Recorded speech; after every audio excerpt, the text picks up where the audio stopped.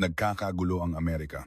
Sa Chinatown, San Francisco, California, isang Miyerkules ng hapon, alas 4, may nangyari sa paradahan ng post office. Isang lalaking bulag ang naglalakad kasama ang kanyang itim na Aspin. Pero may kakaiba. Para sa isang guide dog, sobrang tahimik nito.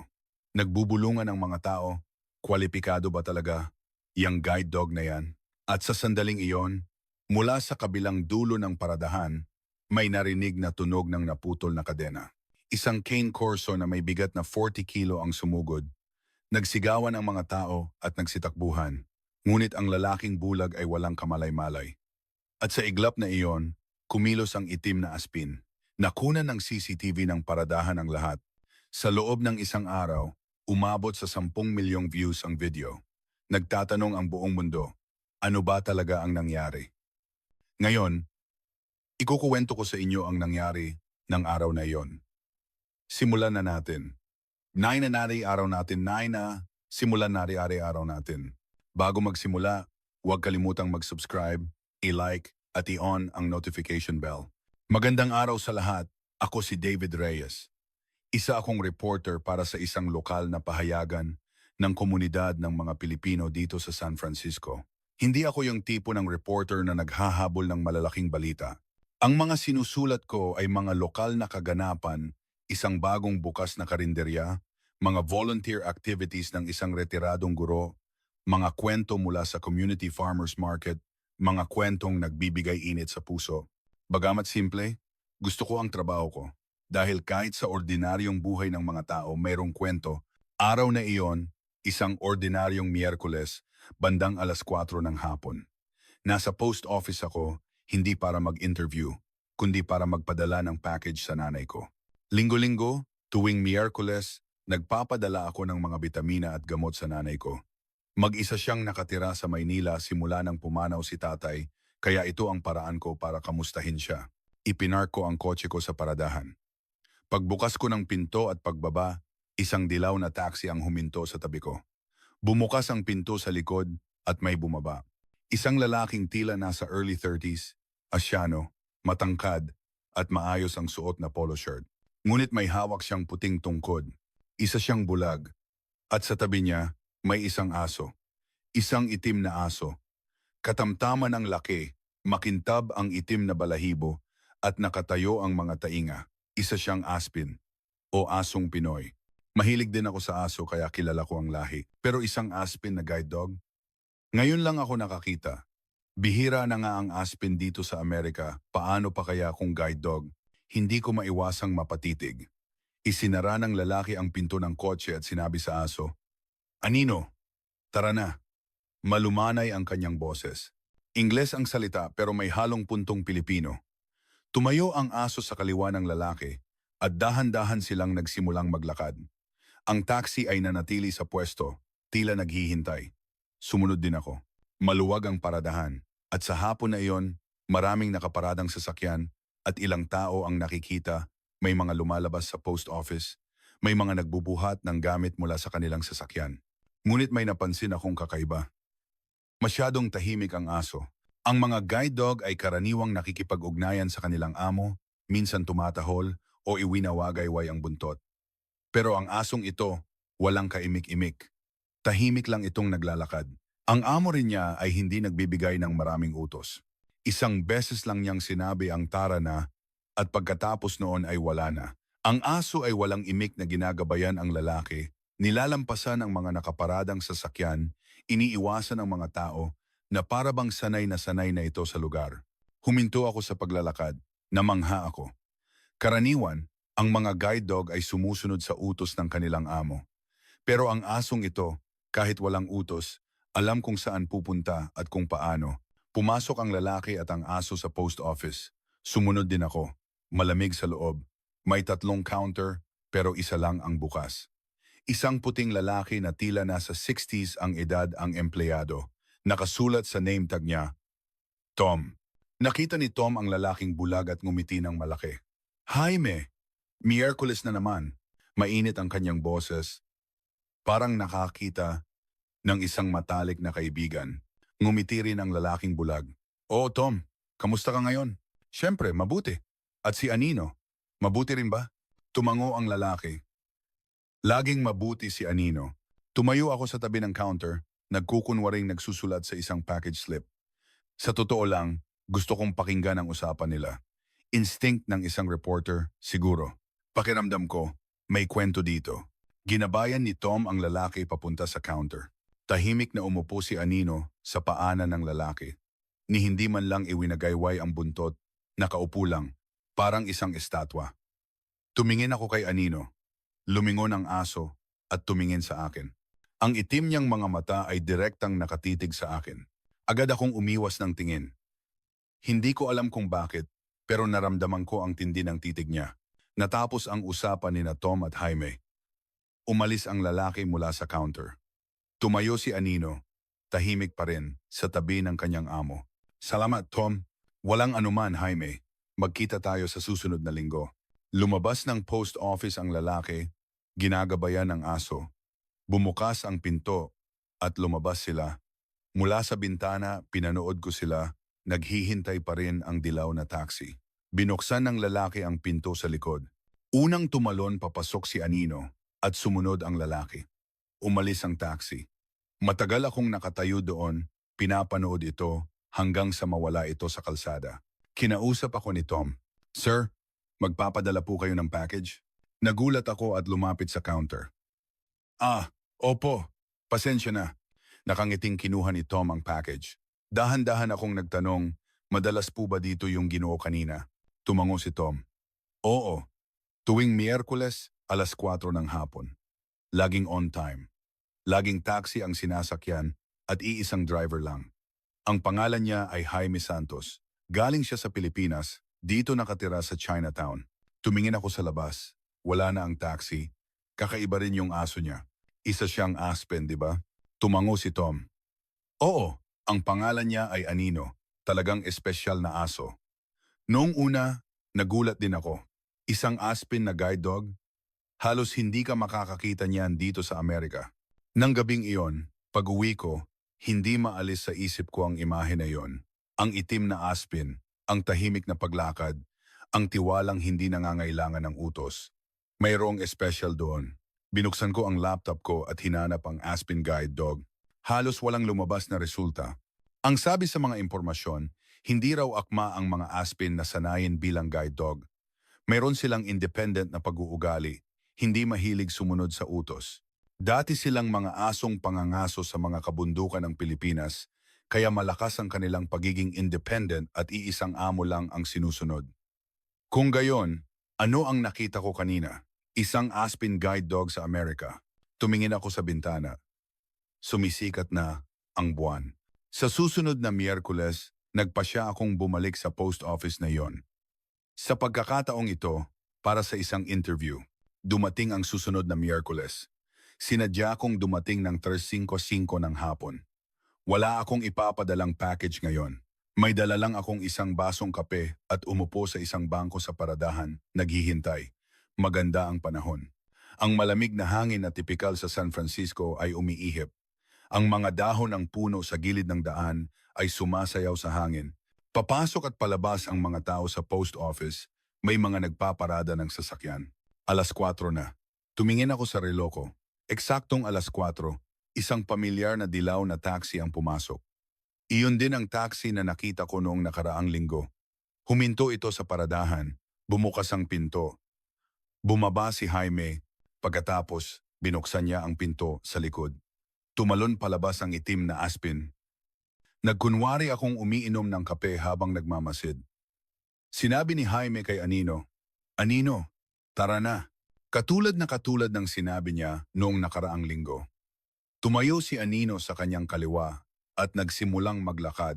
Tumayo ako mula sa bangko at dahan-dahang sumunod, hindi masyadong malapit, nagmamasid lang, walang utos. Nakarating sila sa entrance ng post office. Bumukas ang automatic door. Unang pumasok si Anino, sumunod si Jaime. Sumunod din ako. Mas maraming tao sa post office ngayon kumpara noong nakaraang linggo. 3 tao ang nakapila sa counter. Si Tom ay nag-aasikaso ng customer. Pumila si Jaime sa likod ng linya. Tahimik na umupo si Anino sa kanyang paanan. Lumapit ako sa katabing counter, nagkukunwaring nagsusulat sa isang form. Sa sandaling iyon, lumingon ang isang babaeng nasa katanghaliang gulang na nasa unahan ng pila, tila nasa 50s. Maayos ang pananamit at may sunglasses na nakapatong sa ulo. Isa siyang puting babae. Nakita ng babae si Anino at kumunot ang noo.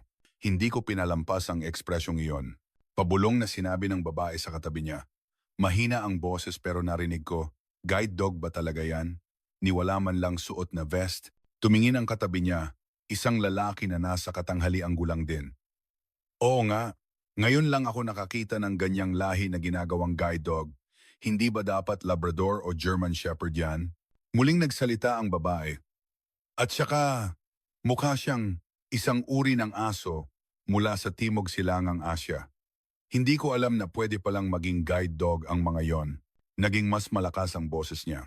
Tila walang narinig si Jaime, o kung narinig man niya, walang pagbabago sa kanyang ekspresyon. Tahimik lang siyang nakatayo. Hindi rin gumalaw si Anino.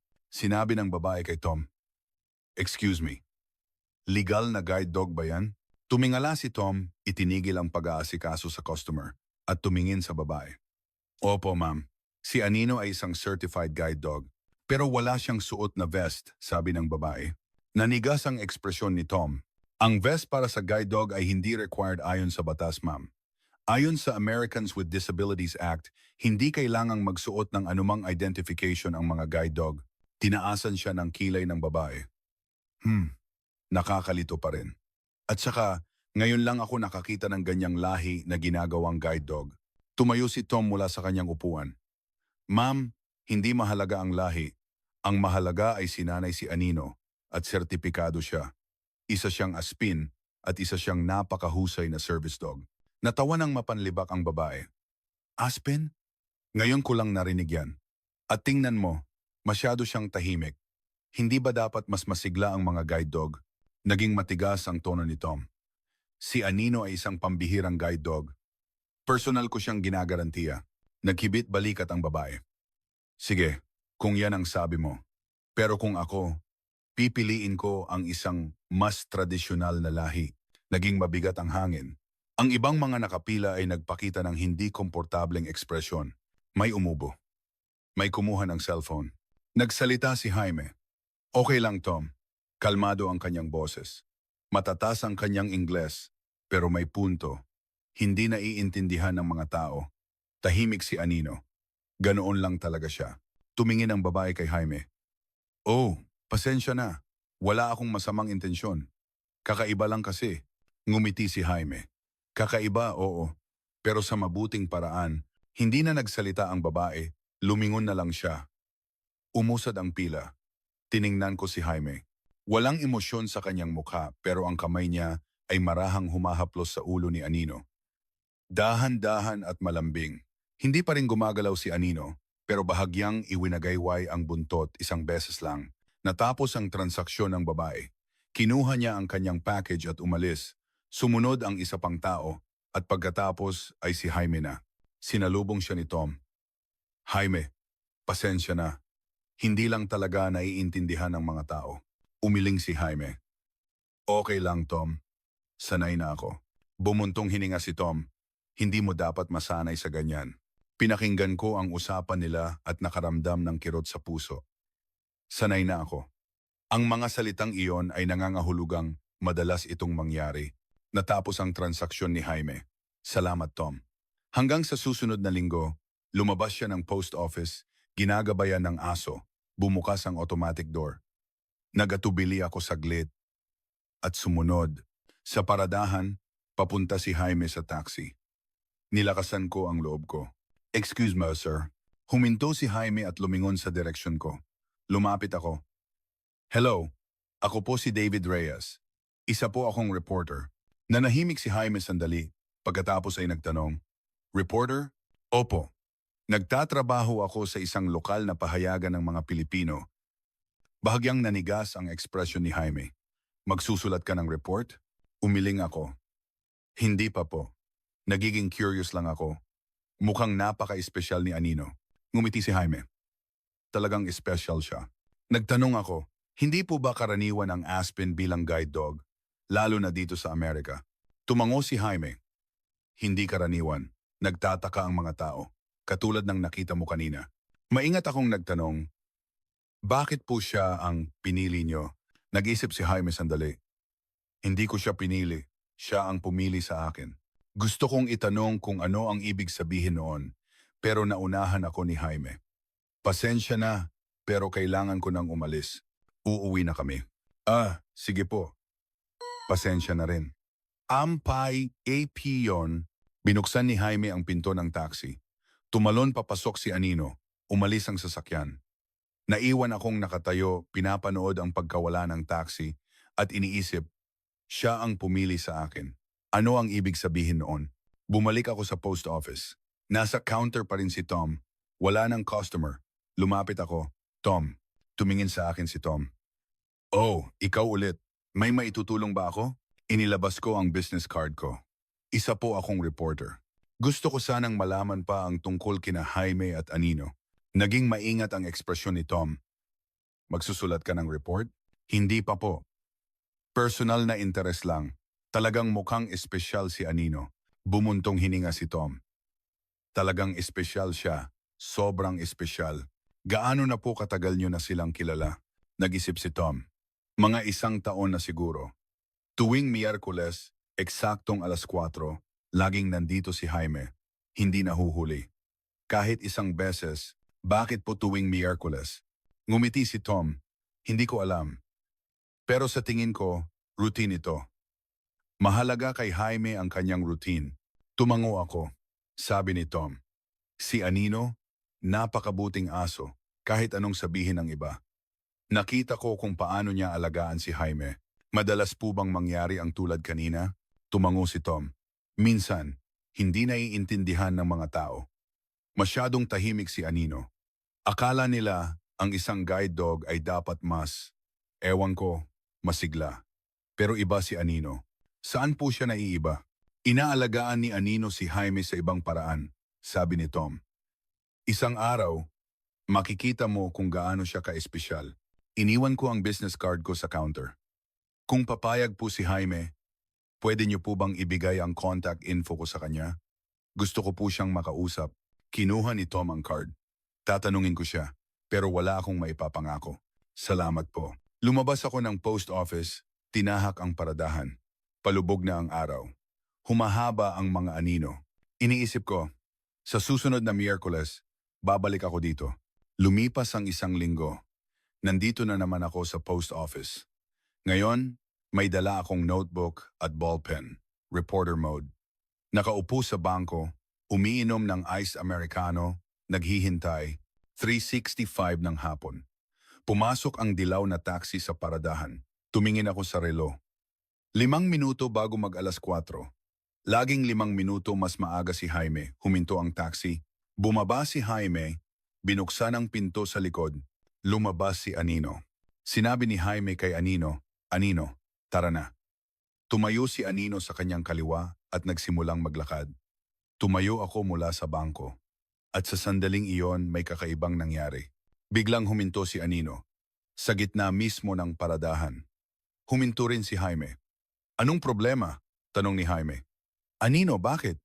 Hindi sumagot si Anino, syempre, at hindi rin gumalaw. Nakatayo lang siya doon.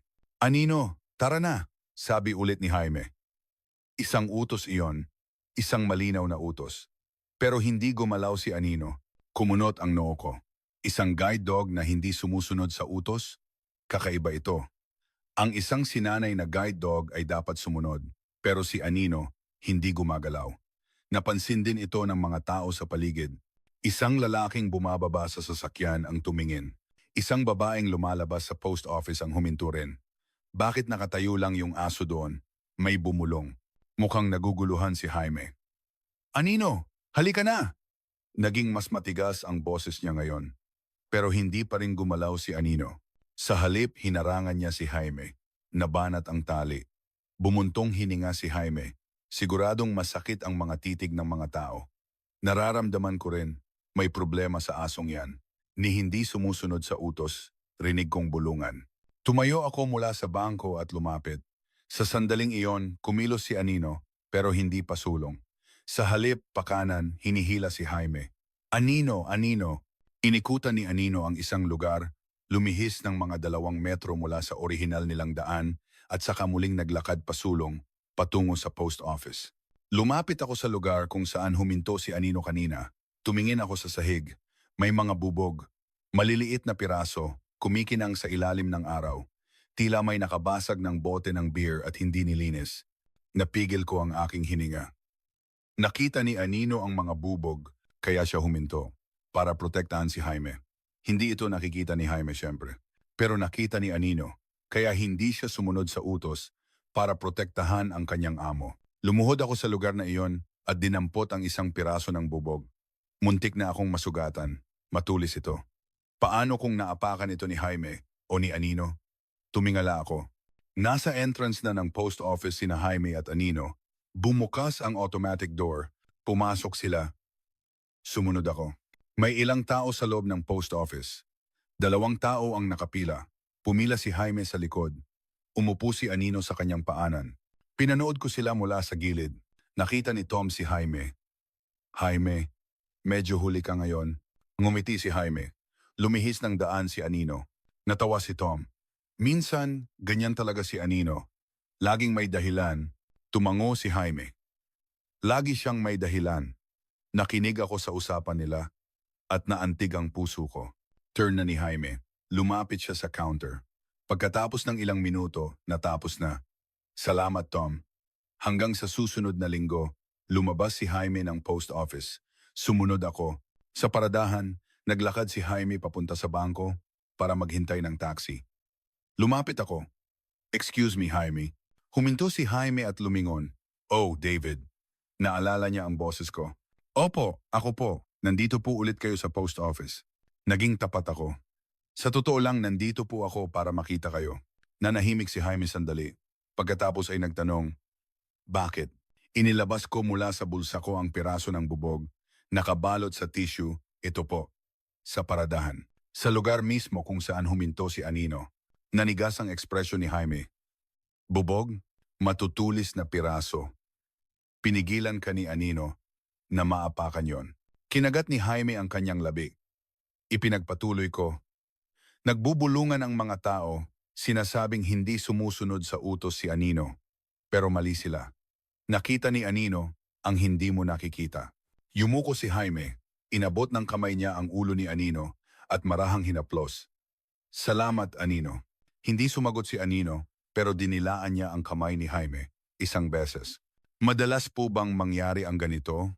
Tanong ko. Tumango si Jaime. Minsan, may mga nakikita si Anino na hindi ko nakikita. Mga panganib. Kaya minsan, hindi siya sumusunod sa akin. Hindi po yan pagsuway, sabi ko. Protection yon. Sinusunod niya ang kaligtasan ninyo. Ngumiti si Jaime. Salamat sa pag-iisip niyan. Pero hindi lahat ganyan. Maingat akong nagtanong. Dahil po ba kay Anino, nakakaranas kayo ng problema? Matagal na nanahimik si Jaime. Pagkatapos ay sumagot, oo. Sinasabi ng mga tao na kakaiba si Anino. Masyadong tahimik, hindi sumusunod sa utos. Walang tamang pagsasanay. Kinontak na ako ng Guide Dog Association. Gusto nilang i-re-evaluate siya. In Principation for $500, nagulat ako. Re-evaluate? Oo. May nagreklamo na hindi raw akma si Anino bilang guide dog. Kaya gusto nilang subukan ulit siya. Kailan po? Sa susunod na buwan. Tumingin ako kay Anino. Tahimik siyang nakaupo, walang imik.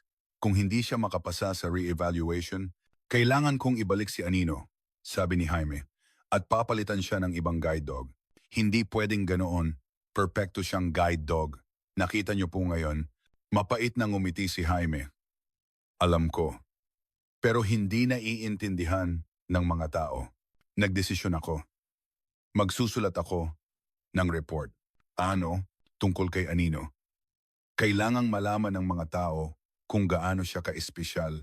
Ang nangyari ngayon, kung paano kanya prinotektahan, isusulat ko lahat. Nagatubili si Jaime. Hindi mo kailangang gawin yan. Kailangan. Karapat-dapat si Anino na patunayan ang sarili niya. Sa sandaling iyon, pumasok ang dilaw na taxi. Ibinaba ng driver ang bintana. Jaime, pasensya na pinaghintay kita. Okay lang, kararating ko lang. Sagot ni Jaime. Lumingon siya sa akin. David, pag-iisipan ko yung report. Sige po, kontakin niyo lang ako anumang oras. Sumakay si Jaime sa taxi. Sumunod si Anino. Umalis ang sasakyan. Naiwan akong nakatayo, pinapanood ang pagkawala ng taxi. Nang gabing iyon, binuksan ko ang laptop ko at nagsimulang magsulat. Ang pamagat, ang tahimik na bayani, ang kwento ng guide dog na hindi tumatahol. Isinulat ko ang lahat ng nakita ko ngayong araw. Ang bubog ang pagpili ni Anino, ang maling akala ng mga tao, at ang katotohanan. Hindi nagsasalita si Anino, ngunit ipinapakita niya ang pagmamahal at dedikasyon sa pamamagitan ng kanyang mga gawa.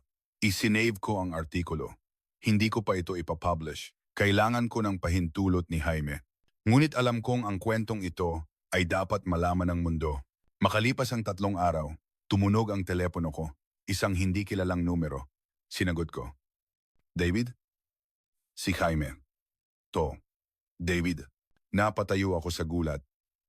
Jaime, paano mo nakuha ang numero ko? Ibinigay ni Tom. Nag-iwan ka ng card. Oo nga pala.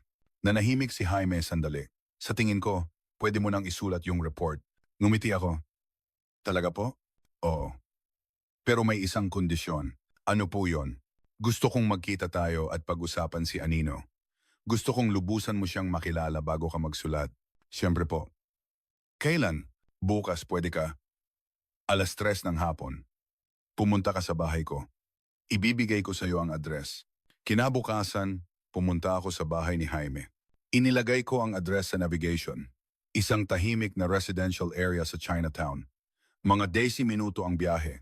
Ang bahay ay isang maliit na 2-story townhouse na may maayos na hardin sa harap at isang ramp para sa accessibility. Nag-doorbell ako. Narinig ko ang mga yabag sa loob. Bumukas ang pinto.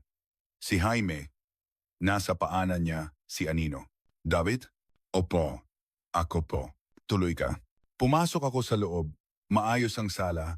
Hindi maraming gamit sofa, mesa, ganoon lang. Pero malinis. Nakasabit sa dingding ang mga litrato ng mga tanawin sa Pilipinas. Maupo ka. Gusto mo ng tsaa? Sige po, salamat. Pumunta si Jaime sa kusina at bihasang nagtimpla ng oolong tea. Umupo si Anino sa tabi ko, nakatingin sa akin. Dahan-dahan kong inilahad ang kamay ko. Hey, Anino. Inamoy ni Anino ang kamay ko at dinilaan ito. Mainit? Dumating si Jaime dala ang tsaa. Lumapit si Anino sa kanyang paanan. Salamat sa oras mo ngayon. Salamat din po sa pag-imbita at sa pagpayag sa interview. Huminga ng malalim si Jaime at nagsimulang magkwento. 2 taon na ang nakalipas nang makilala ko si Anino. Inilabas ko ang notebook ko. Pwede po bang mag-notes? Tumango si Jaime. Sige. Noong panahong iyon, mayroon akong ibang guide dog, si Max, isang golden retriever. Napakagaling niya. 6 na taon kaming magkasama. Pero tumanda na si Max. Oras na para magretiro siya. Nanginginig ang boses ni Jaime. Mahirap iwanan si Max. Para siyang pamilya. Pero kailangan, karapat-dapat siyang magpahinga. Tahimik akong nakinig. Kinontak ako ng Guide Dog Association. May inihanda silang bagong aso, kaya pumunta ako. Ipinakilala nila sa akin ang 3 aso. Lahat sila magagaling 2 Labrador, isang German Shepherd. Pero may isa pa. Sabi ng trainer, medyo espesyal ang asong ito. Isang Aspin. Mahusay ang training, pero hindi katulad ng ibang aso. Ngumiti si Jaime. Si Anino yon. Itinigil ko ang pagsusulat. Nang una kong makita si Anino, naramdaman ko na. Iba ang asong ito. Paano pong iba? Ang ibang mga aso, lumalapit sa akin, nagwawagayway ng buntot, nagpapakita ng affection, tumatahol. Pero iba si Anino, nakaupo lang siya doon, tahimik. Tumingin ako kay Anino, tahimik pa rin siyang nakaupo sa paanan ni Jaime. Sa training, hindi raw mahilig sumunod sa utos si Anino. Masyadong independent, kaya karaniwan, hindi siya pinipili. Pero pinili niyo po siya. Umiling si Jaime. Hindi ko siya pinili. Siya ang pumili sa akin. Ibinaba ko ang ballpen ko. Nagpatuloy si Jaime. Pinagawa kami ng test ng trainer. Maglakad kasama ang bawat aso. Ang mga Labrador, magaling, masunurin sa utos. Ang German Shepherd, mahusay, proactive. Pero si Anino, iba. Some polysacchar and tunaw problem second. Iba, kapag sinabi kong tara, naglalakad siya. Pero humihinto siya kahit wala akong utos. Sa harap ng mga hadlang, sa harap ng hagdan, sa harap ng panganib na hindi ko nararamdaman. Hinaplos ni Jaime si Anino. Nagulat ang trainer. Ngayon lang daw niya nakitang ganoon si Anino, kumikilos ng walang utos. Sabi niya, huminga ako ng malalim. Kaya isinama ko si Anino pa uwi. Nag-aalala ang trainer. Baka hindi sumunod sa utos si Anino. Pero sinabi ko, okay lang. Sa tingin ko, may mas mahalaga pa sa utos. Ano po yon? Tiwala. Ibinaba ni Jaime ang tasa ng tsaa. Ang mga unang buwan, mahirap. Kakaiba ang tingin ng mga tao sa amin. Isang Aspin na guide dog, masyadong tahimik. May tamang training ba talaga yan? Kaya po kailangan siyang i-re-evaluate. O, sa susunod na buwan, pupunta ang Guide Dog Association para personal na i-evaluate si Anino kung hindi siya pumasa. Humina ang boses ni Jaime. Kailangan kong ibalik si Anino at papalitan siya ng ibang guide dog. Oo, huminto si Jaime. Pero, si Anino ang kailangan ko. Hindi ibang aso. Naintindihan ako ni Anino. Kung anong gusto ko, anong kailangan ko, alam niya kahit hindi ko sabihin. Isinulat ko sa notebook ko. Hindi talaga sumusunod sa utos si Anino, pero dahil mas alam niya kaysa sa akin kung ano ang ligtas at ano ang mapanganib. Kaya minsan, hindi siya sumusunod sa akin. Para protektahan ako, sabi ni Jaime, habang hinahaplos ang ulo ni Anino. Hindi ito naiintindihan ng mga tao. Akala nila, ang guide dog ay dapat sumunod sa utos. Pero tinutulungan ako ni Anino sa ibang paraan. Nangangamba po ba kayo sa re-evaluation? Matagal na nanahimik si Jaime. Natatakot ako. Hindi ko kayang mawala si Anino. Siya ang aking mga mata, ang aking pamilya. Ibinaba ko ang ballpen ko. Kaya po isusulat ko ang report na ito. Gusto kong malaman ng mga tao kung gaano ka-espesyal si Anino. Ang hindi pagsunod sa utos, hindi yan problema. Yan ang kanyang kalakasan. Tumingala si Jaime. Kaya mo bang isulat yan ng ganyan? Opo, sagot ko. Ipinapangako ko. Ngumiti si Jaime. Nakausap ko pa siya ng 1 oras. Pinakinggan ang mga kwento niya sa loob ng 2 taon nilang pagsasama. Ang mga pagkakataong iniligtas siya ni Anino, ang pagmamahal na ipinakita nito. At naintindihan ko. Hindi lang isang guide dog si Anino. Isa siyang kasama, kaibigan, pamilya, pauwi. Iniisip ko, 1 buwan pa, bago ang re-evaluation. Kailangan kong tapusin ang artikulo bago yon para maintindihan ng mga tao si Anino, pero may kulang pa. Maganda ang kwento, nakakaantig. Pero kailangan ng isang tiyak na sandali, isang sandaling magpapakita ng tunay na halaga ni Anino. Hindi ko alam na ang sandaling iyon ay malapit nang dumating. At ang sandaling iyon ang magbabago sa lahat. Nagpasya akong pumunta ulit sa post office sa susunod na Miyerkules para sa huling obserbasyon. Pero ang araw na iyon ay hindi magiging isang ordinaryong Miyerkules. Iyon ang araw ng kabayanihan ni Anino. Dumating ang Miyerkules. Gaya ng dati, dumating ako ng 3:50 ng hapon sa post office. Umupo sa bangko, binuksan ang notebook. Huling obserbasyon ngayon. Plano kong tapusin ang artikulo ngayong weekend. Maganda ang panahon, mainit ang sikat ng araw. Mas maraming sasakyan sa paradahan kaysa dati. Miyerkules ng hapon, maraming tao. 4:00 na. Pumasok ang dilaw na taxi. Bumaba si Jaime at si Anino. Umalis ang taxi. Sinabi ni Jaime kay Anino, Anino, tara na. Tumayo si Anino sa kanyang kaliwa at nagsimulang maglakad. Mula sa bangko, pinanood ko sila. Tinawid nila ang paradahan. Sa pagitan ng mga sasakyan, iniiwasan ng mga tao. Gaya ng dati, tahimik at natural. At sa sandaling iyon, may narinig akong ingay mula sa kabilang dulo ng paradahan. Tunog ng bumubukas na pinto ng truck. Lumingon ako. Isang pulang pickup truck. Bukas ang likod. May laman. Isang aso. Isang malaking itim na aso. Nakilala ko ang lahi. Isang Cane Corso. Napakalaki, maskulado, at may makapal na kadena sa leeg. Ang may-ari ng truck, isang lalaking nasa 50s, ay nagbababa ng gamit. Hindi niya napapansin. At sa sandaling iyon, kumilos ang aso. Tumalon ito mula sa truck, nabanat ang kadena. At snap! Naputol ang kadena. Napigil ko ang hininga ko. Malaya na ang aso. Tumingala ito, lumingalinga, at huminto ang tingin. Nakita niya sina Jaime at Anino. O mas tamang sabihin, si Anino.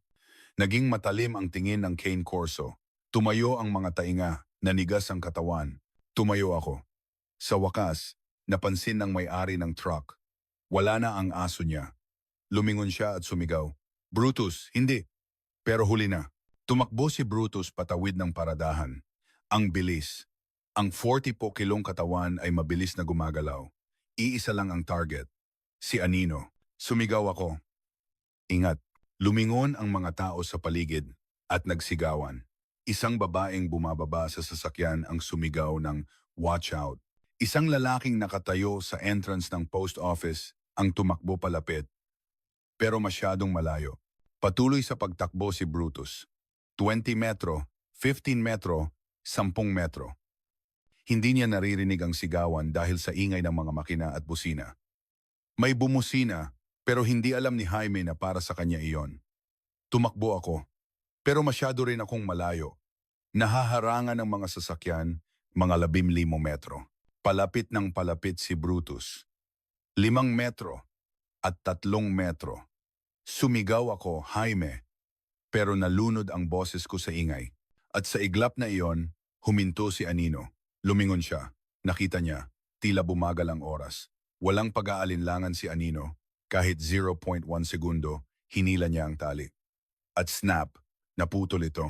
Natataranta si Jaime. Anino! Anino! Pero hindi sumagot si Anino.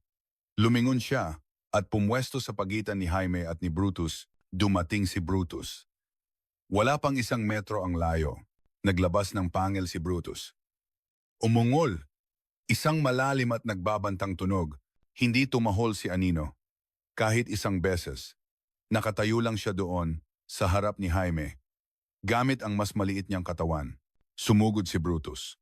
Tumalon si Anino. Nagbanggaan sila sa ere. Isang malakas na kalabog. Bumagsak ang 2 aso sa semento. Nagsigawan ang mga tao. Sa wakas, nakalusot ako sa pagitan ng mga sasakyan.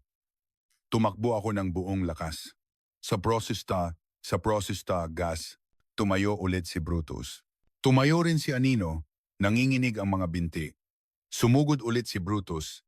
Ibinaba ni Anino ang kanyang katawan. Sinalo niya ang impact. Natulak siya sa gilid, pero hindi umatras.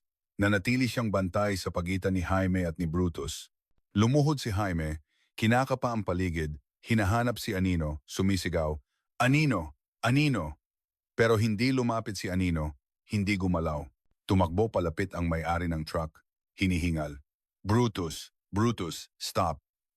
Susugod na naman sana siya. Nakarating ako. Sumigaw ako tigil at tumalon sa pagitan nilang dalawa. Delikado, pero wala nang ibang paraan.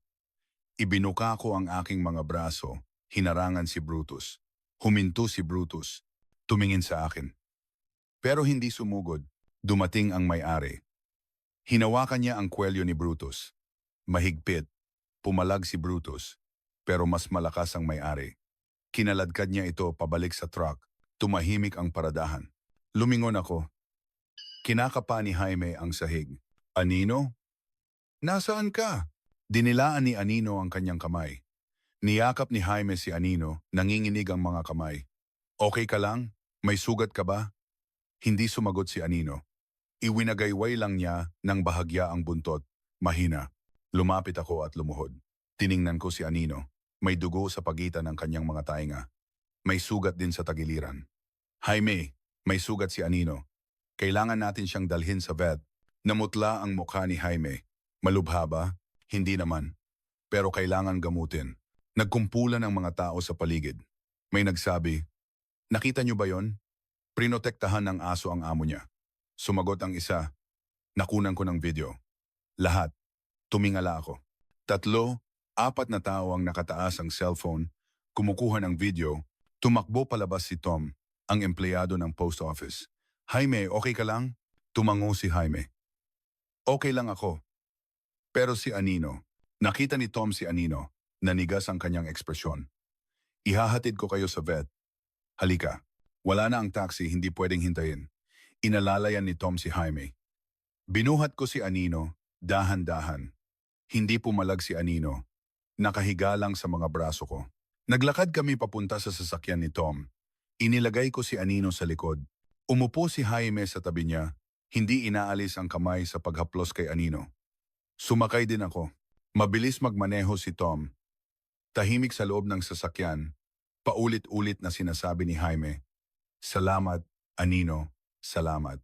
Hindi sumasagot si Anino, pero dinidilaan ang kamay ni Jaime isang beses.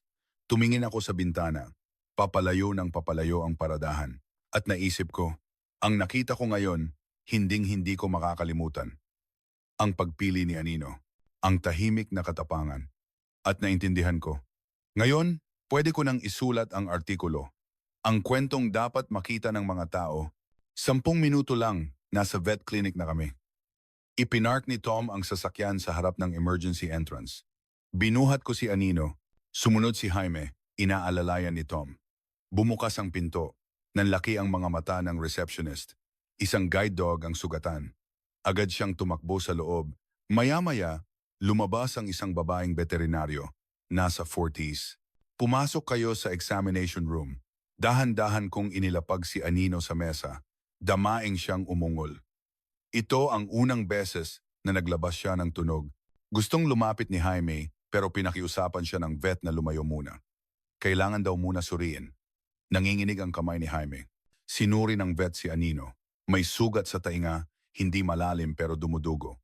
May malaking pasa sa tagiliran. Nang suriin ang mga binte, napakislot si Anino. Lumabas ang resulta. Salamat sa Diyos, walang bali. Pero matindi ang pinsala sa mga kalamnan. Malakas ang impact, magagamot, pero kailangan ng ilang araw na pahinga. Hindi pwedeng gumalaw. Humanga ang vet. Sa liit niyang yan, hinarang niya ang ganoong kalaking aso. Espesyal si Anino, sabi ni Jaime.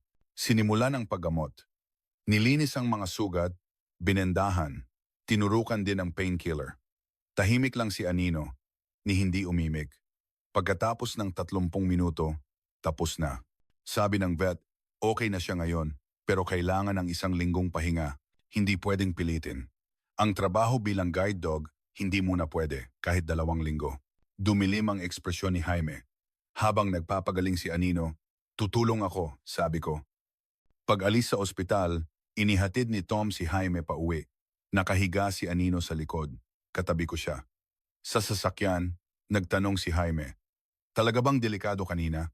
Opo, sagot ko. Pero prinotektahan ka ni Anino. Yumuko si Jaime. Sabi niya, wala siyang kaalam-alam. Hindi niya alam kung anong nangyayari. Hindi niya alam na nasugatan si Anino. Isa raw siyang walang kwentang amo. Mariin kong sinabi, hindi po totoo yan. Pinili ka ni Anino at hindi mali ang pagpiling iyon. Ang ipinakita ni Anino kanina ay hindi dahil sa utos. Dahil iyon sa pagmamahal. May luhang namuo sa mga mata ni Jaime. Nakarating kami sa bahay. Dahan-dahan naming inilapag si Anino sa sofa. Kumuha si Jaime ng kumot at itinabon. Dinilaan ni Anino ang kamay ni Jaime. Nagpaalam si Tom. Babalik na raw sa post office. Naiwan ako sandali. Umupo si Jaime sa tabi ni Anino. Hindi inaalis ang kamay sa paghaplos.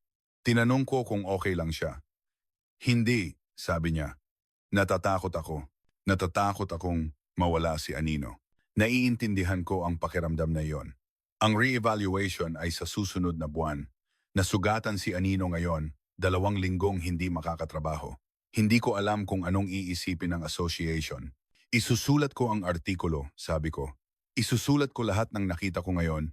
Dapat malaman ng mga tao kung gaano kadakila si Anino. Tumingala si Jaime. Maniniwala kaya ang mga tao? May mga video, sabi ko. Maraming kumuha. May ebidensya. Bumuntong hininga si Jaime. Umalis ako sa bahay niya. Sumakay sa kotse, pero hindi agad umalis. Inilabas ko ang cellphone ko. Hinanap ko ang mga video mula sa paradahan ng post office. Marami nang na-upload, Binuksan ko ang una. Sa screen, ang paradahan. Naglalakad sina Jaime at Anino. Mula sa kabilang dulo, sumusugod si Brutus. Humihinto si Anino, pinuputol ang tali, at binabangga si Brutus. Sa ibaba, may mga komento. Ang asong ito ay isang bayani, mula simula hanggang dulo, walang tahol. Itinaya ang buhay para protektahan ang amo. Ito ang tunay na pag-ibig. Ang views, mahigit 100,000 na, isang oras pa lang mula nang ma-upload. Tiningnan ko ang ibang mga video, may mas malapit na kuha. Kitang-kita ang ekspresyon ni Anino, walang takot. Tanging determinasyon. Patuloy na dumarating ang mga komento. Anong pangalan ng asong ito? Guide dog ba siya? Narinig ko, i-re-evaluate daw siya? Bakit nila gagawin yon sa ganito kabuting aso?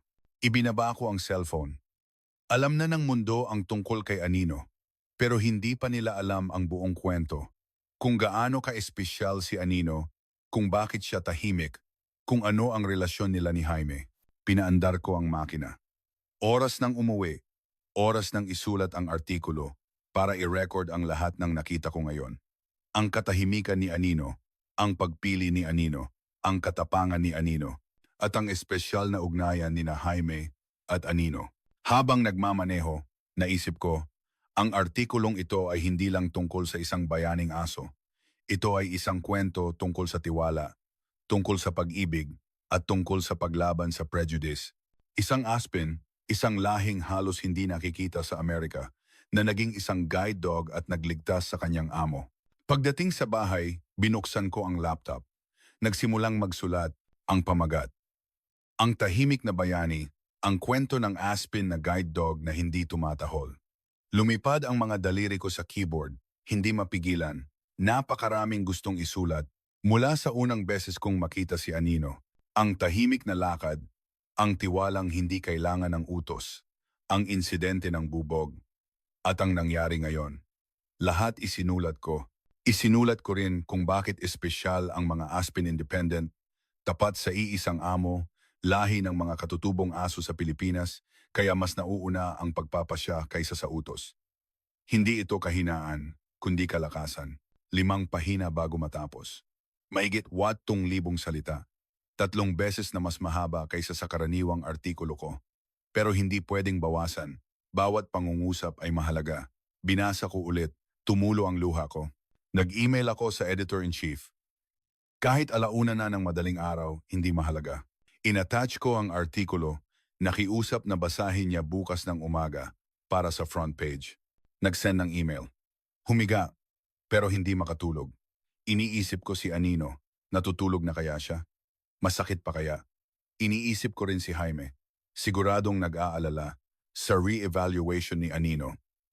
Tumingin ako sa bintana, sumisikat ang buwan, maliwanag. Naisip ko, bukas ng umaga malalaman ng mundo ang tunay na kwento ni Anino. Kinaumagahan, nagising ako sa tunog ng cellphone. 6:00. Mas maaga kaysa dati. Isang text mula sa editor-in-chief. Nasa front page na. At sumasabog ang reaksyon. Binuksan ko ang laptop, pumunta sa website ng pahayagan. Sa homepage ang artikulo ko, malaki ang pamagat. Ang tahimik na bayani. Ang kwento ng aspin na guide dog na hindi tumatahol. Nag-click ako. Ang views, mahigit 50,000 na. 6:00 pa lang ng umaga. Daan-daang komento. Sinimulan kong basahin, umiiyak ako. Ang galing ni Anino. Ang ganda ng ugnayan ni na Jaime at Anino. Hindi siya dapat i-re-evaluate. May nagsabing magsisimula sila ng petition. Isang petition para protektahan si Anino. Sabi ng isa pa, tatawagan niya ang Guide Dog Association para magprotesta. Nag-scroll ako pababa. Patuloy ang pagdating ng mga komento. Ilang dosena, bawat segundo, tumunog ang telepono, ang editor-in-chief. Sinagot ko. Excited ang boses niya. David, sobrang tindi nito. Kinontak tayo ng CNN. Gusto ka nilang interviewin. Pati ABC News. Nagulat ako. CNN? Ang artikulo mo, kumakalat sa buong bansa. Nag-viral sa Reddit. Trending si Anino. Pinuksan ko ang Reddit. Totoo nga. Anino, #1 trending topic, libo-libong komento. Ang video kumakalat din. Ang video ni Anino na humaharang kay Brutus, mahigit 500,000 shares na. Gusto ng CNN na interviewin ka mamayang hapon, sabi ng EIC. At kontakin mo si Jaime. Makakatanggap din siya ng mga imbitasyon. Sige po. Ibinaba ko ang telepono. Tinawagan ko si Jaime. Matagal bago sinagot, pagod ang boses niya, tila hindi nakatulog. Sinabi ko, lumabas na ang artikulo at ang reaksyon, pambihira. Gusto tayong interviewin ng CNN. Nanahimik si Jaime. Daan-daang libo, sagot ko. At patuloy na dumarami. Bumuntong hininga si Jaime. Kamusta si Anino? Tanong ko. Natulog ng maayos. Medyo masakit pa, pero hindi naman malubha. Nakahinga ako ng maluwag. Nang hapon na iyon, pumunta ako sa bahay ni Jaime. Nandoon na ang crew ng CNN. Nagsiset up ng mga camera at ilaw. Nakaupo si Jaime sa sofa. Nakahiga si Anino sa paanan niya. Nakita ako ng director. Ikaw si David Reyes? Inilahad niya ang kamay. Kinuha ko. Pumasok ang reporter, isang babaeng nasa 30s. Maayos ang suot na suit. Lumapit siya kay Jaime at bumati. Tumayo si Jaime at nakipagkamay. Nagsimula ang taping. Nagtanong ang reporter, ano ang nangyari noong araw na iyon? Anong ginawa ni Anino? Ano ang nararamdaman niya ngayon? Kalmadong sumagot si Jaime. Sinabi niyang wala siyang alam. Si Anino ang gumawa ng lahat. Iniligtas ni Anino ang buhay niya. Tumingin ang reporter kay Anino. Tahimik pa ring nakahiga. Tinanong ng reporter ang tungkol sa re-evaluation. Ang posibilidad na mahusgahang hindi kwalipikado si Anino. Dumilim ang mukha ni Jaime. Natatakot ako. Hindi ko kayang mawala si Anino. Hindi lang siya guide dog. Pamilya siya. Tumango ang reporter. Natapos ang taping. Nagsimulang magligpit ang crew. Lumapit ang reporter kay Jaime, hinawakan ang kamay niya. Magandang interview yon. Sana gumaling na siya. Umalis sila, tumahimik ulit. Napaupo si Jaime sa sofa. Mukhang pagod. Okay ka lang? Tanong ko. Hindi ko alam, sagot niya. Nakakabigla ang lahat ng atensyong ito. Pero kasabay nito, nagpapasalamat ako. Tila nagsisimula ng maintindihan ng mga tao si Anino. Tumango ako. Nang gabing iyon, lumabas ang interview sa CNN. Binuksan ko ang TV. Ipinakilala ng news anchor ang special report, ang bayaning guide dog ng San Francisco. Lumabas sa screen ang video mula sa paradahan. Ang pagsugod ni Brutus, ang pagharang ni Anino. Pagkatapos, ang interview ni Jaime. Espesyal si Anino, sabi niya. Hindi lang siya sumusunod sa utos. Naiintindihan niya kung ano ang ligtas at ano ang mapanganib. Lumabas din ang mukha ko sa screen. Ilang linggo kong inoobserbahan si Anino, sabi ko. Nakita ko kung gaano siya kaingat, kung gaano niya kamahal si Jaime. Si Anino ay isang perpektong guide dog, nagtapos ang reporter. Ang re-evaluation ni Anino ay sa susunod na buwan. Ngunit sa buong bansa, may petisyon ng umuusbong, ang Save Anino. Mahigit 100,000 na ang pumirma. Natapos ang balita, tumunog ang telepono. Si Jaime. Napanood mo? Oo, sagot ko. Hindi ako makapaniwala. Ganoon karaming tao ang sumusuporta kay Anino. Siyempre, sabi ko, bayani si Anino. Narinig kong tumawa si Jaime. Matagal ko nang hindi naririnig ang tawa niyang iyon. Kinabukasan, mas nakakagulat ang nangyari. Kinontak ng Guide Dog Association si Jaime, ipopostpone daw ang re-evaluation. Masyadong malakas ang opinyon ng publiko. Kailangan ng maingat na pag-aaral. Tinawagan ako ni Jaime, nanginginig ang boses sa tuwa. Congratulations, sabi ko. Hindi pa tapos, sabi ni Jaime. Postponed lang. Sa huli, kailangan pa ring re-evaluate. Alam ko. Pero at least, may oras na tayo. Oras para gumaling si Anino at oras para mas makilala siya ng mga tao. Lumipas ang 1 linggo, malaki na ang iginagaling ni Anino. Pagpunta ko sa bahay ni Jaime, sinalubong ako ni Anino na winawagayway ang buntot. Hindi pa 100%, pero malayo na. Sabi ni Jaime, sa susunod na linggo, magsisimula na silang maglakad-lakad. Pinayagan na ng vet. Natuwa ako. Pupunta rin kayo sa post office? Tumango si Jaime. Sa Miyerkules, gaya ng dati. Gusto rin niya ni Anino. Ngumiti ako. Inaabangan ko ang susunod na Miyerkules. Ang pagbabalik ni Anino sa post office. Nagtataka ako kung ano ang magiging reaksyon ng mga tao. At naisip ko, ngayon, wala nang titingin kay Anino ng kakaiba. Dahil alam na ng lahat kung gaano siya ka-espesyal. Tiningnan ko ang cellphone ko. Ang petisyon, mahigit 500,000 na ang pumirma. Libu-libong komento.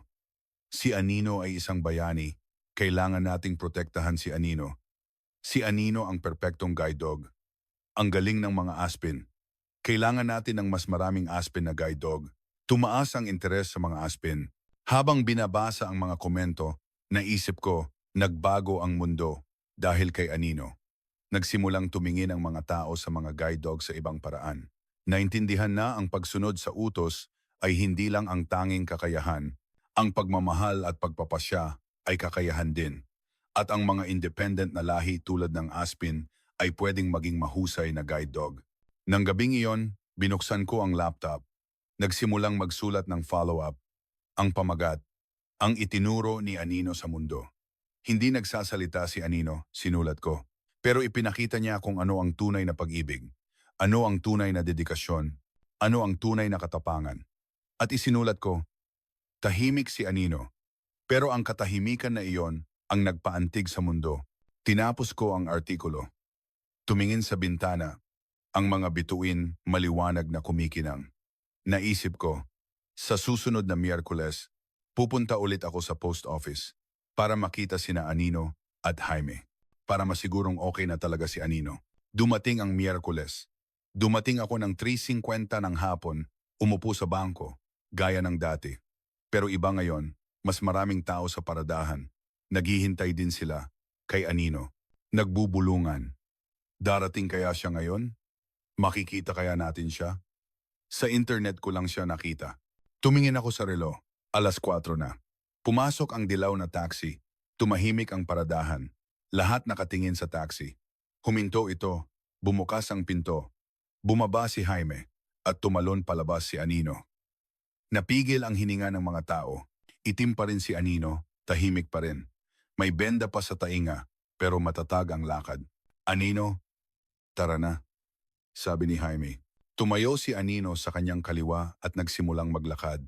Tinawid nila ang paradahan. Nagbigay daan ang mga tao. Tahimik, may nagtaas ng cellphone, nagvideo, pero walang ingay. Dinaanan sila ni Anino at Jaime sa pagitan ng mga sasakyan, sa gitna ng mga tao. Gaya ng dati, tahimik at natural, na parabang walang nangyari. Pero lahat ay nagbago. Ang tingin ng mga tao, iba na.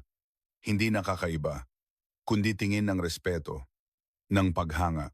May pumalakpak, isa, tapos isa pa, at isa pa. Sa isang iglap, napuno ng palakpakan ang buong paradahan. Huminto si Jaime. Gulat ang ekspresyon. Hindi niya alam ang nangyayari. Sinabi ng isang lalaki sa tabi, sinusuportahan namin kayo at si Anino. Nanginginig ang boses.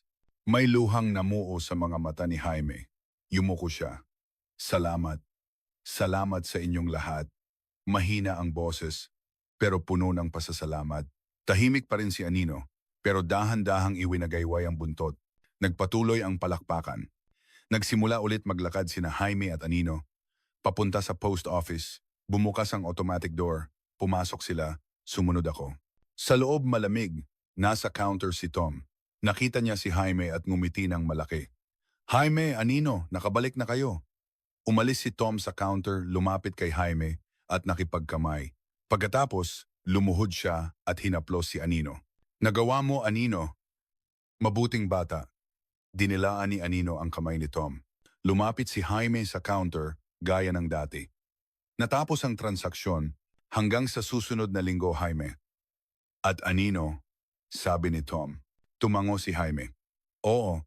Sa susunod na linggo, lumabas sina Jaime at Anino. Sumunod ako. Sa paradahan, nandoon pa rin ang mga tao. Pumalakpak ulit sila. Naglakad si Jaime papunta sa bangko para maghintay ng taxi. Lumingon si Jaime. David, opo, ako po. Nakabalik ka. Oo. Gusto kong makita ang kalagayan ni Anino. Ngumiti si Jaime. Mas mabuti na siya. Hindi pa 100%, pero malayo na. Tumingin ako kay Anino. Tumingin siya sa akin. Ang itim niyang mga mata kumikinang. Inilahad ko ang kamay ko. Lumapit si Anino, inamoy ito, at dinilaan. Ang re-evaluation? Tanong ko. Postponed, sagot ni Jaime. Hindi pa alam ang eksaktong petsa. Tumango ako. Magandang balita yan. David, sabi ni Jaime, salamat. Salamat sa pagsulat ng artikulong yon. Kung hindi dahil sa iyo, walang makakaintindi. Umiling ako. Wala po akong ginawa. Si Anino ang gumawa. Ipinakita niya sa kanila. Ngumiti si Jaime. Pumasok ang dilaw na taxi. Ibinaba ng driver ang bintana at kumaway. Tumayo si Jaime. Kailangan ko nang umalis. Babalik din po ako sa susunod na linggo. Sabi ko. Tumango si Jaime. Hihintayin kita. Sumakay sila sa taxi. Umalis. Naiwan akong nakatayo. Pinapanood ang pagkawala ng taxi. Isa-isang umalis ang mga tao. Bumalik sa kanilang mga gawain. Pero may nagbago. Mas maliwanag ang kanilang mga ekspresyon. Tulad ng mga taong nakasaksi ng isang bagay na espesyal, sumakay din ako sa kotse.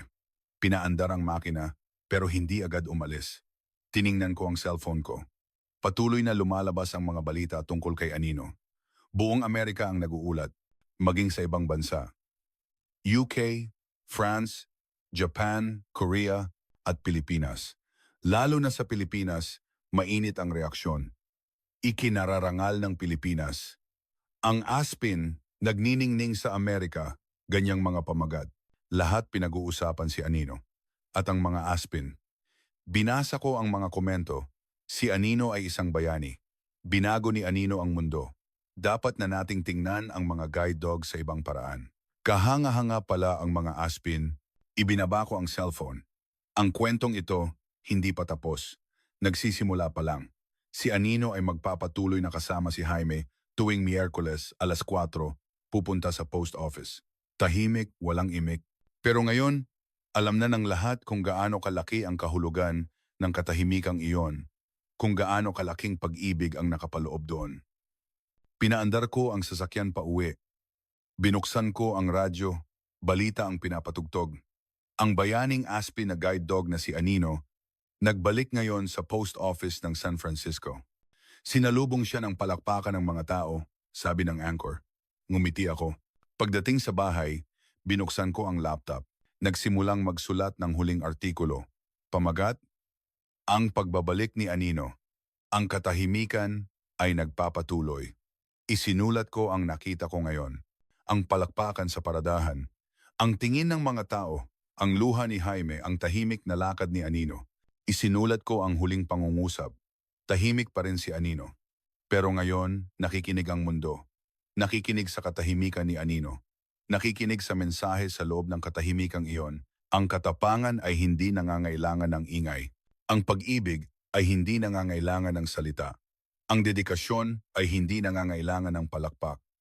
Itinuro sa atin ni Anino ang lahat ng ito at magpapatuloy siyang magturo sa atin tuwing Miyerkules, 4:00 ng hapon. Puno ng pag-ibig. At idinagdag ko, si Anino, isang Aspin mula sa Pilipinas, ay ipinakita sa Amerika kung ano ang tunay na serbisyo. Hindi bulag na pagsunod, kundi matalinong dedikasyon. Hindi pagsunod sa utos, kundi paggawa ng tamang desisyon. Ang Aspin, na dating hindi kilala sa Amerika, ngayon ay simbolo na ng katapangan at pag-ibig. Si Anino ay magpapatuloy sa kanyang tahimik na pagbabantay, pagprotekta kay Jaime, at pagtuturo sa mundo. Isinave ko ang artikulo, tumingin sa bintana. Palubog na ang araw, kulay kahel ang langit. Ang ganda. Naisip ko, bukas magkasama pa rin si Anino at Jaime. At sa susunod na araw, at sa susunod na linggo, hindi ko alam kung kailan ang re-evaluation. Pero ngayon, hindi na ako natatakot. Dahil alam na ng mundo kung sino si Anino. At kung gaano kadakila ang mga Aspin. Tumunog ang telepono. Si Jaime, sinagot ko. Narinig ko ang boses niya. Mabuti naman, sabi ko. At saka, patuloy ni Jaime, salamat. Talaga. Para sa lahat, walang anuman, sagot ko. Ako dapat ang magpasalamat sa iyo sa pagpapakilala sa akin kay Anino. Narinig kong tumawa si Jaime. Ibinaba ko ang telepono. Sumandal ako sa upuan. Ipinikit ang mga mata. Naalala ko ang unang beses kong makita si Anino sa paradahan ng post office. Ang itim na aspin, tahimik na naglalakad. Noong panahong iyon, hindi ko alam na ang asong iyon ay magbabago sa buhay ko, sa pananaw ko sa mundo, at magbabago sa pagtingin ng Amerika sa mga asong Pinoy.